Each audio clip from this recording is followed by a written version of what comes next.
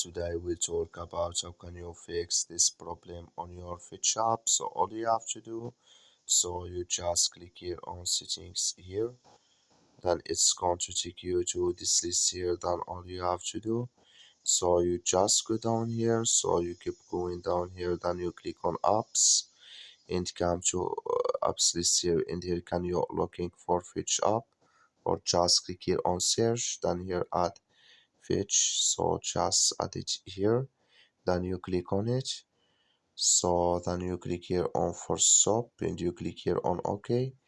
So then you go down, just click here on storage, then you click here on clear cache, then you just go to your Play Store, so you click here on you click here on Play Store here, then here so you're looking for Fit shop, it's going to show for you like this. You will find here update, click on it, and it's going to fix with you. That's all you have to do. Thank you for watching. Don't forget to support us by liking, subscribe.